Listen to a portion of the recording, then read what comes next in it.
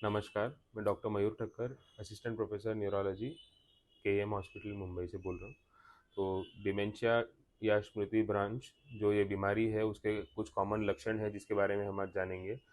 तो विस्मृति एक सबसे बड़ा लक्षण है। जैसे पहले की जो बातें हैं वो भूल जाते हैं, जैसे कहाँ कुछ वस्तु रखी है या कहाँ किसी के नाम भूल जाते हैं, या स्वभाव में बदलाव आने के लक्षण रहते हैं, जैसे कि चिड़चिड़ापन रहता है या कभी उदासीपन लगता है, या कॉमन कॉमन जो रास्ते रहते हैं वो सब भूल जाते हैं, रास्ते भटक जाते हैं, अपने घर का एड्रेस भूल जाते हैं, स्वभाव में भी बदलाव रहता है।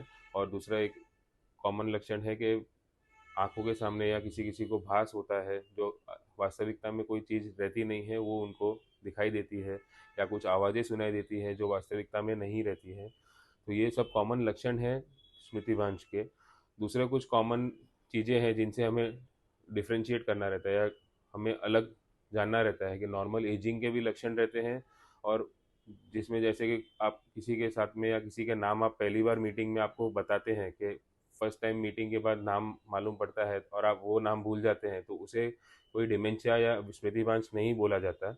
या कुछ टास्क रहता है जो आपने नया सीखा है और दोबारा करते वक्त आप वो टास्क प्रॉपरली नहीं कर पाते हैं, तो उसे भी स्मृतिभ्रंश नहीं कहते हैं। वो जो नॉर्मल आप रूटीनली करते आ रहे हैं कुछ महीनों से या कुछ सालों से, और उस टास्क करने में वो टास्क करने में आपको कुछ तकलीफ होता है, तो उसे फिर हम कुछ लक्षण या वार्निंग साइन की तरह मान सकते हैं स्मृतिभ्रंश या डिमेंशिया के। तो सभी चीज़ें भूलना डिमेंशिया नहीं रहता है, बट पहले से ही जो नॉर्मली ही चीज़ें सालों से जो होती आ रही है उसे भूल जाना, वो एक कॉमन लक्षण रहता है। इस तरह स्मृतिभ्रंश या डिमेंशिया के लक्षणों को जानिए और नॉर्मल एजिंग के लक्षणों से वो कैसे अलग है उसे पहचानिए और सावध रहिए। Thank you.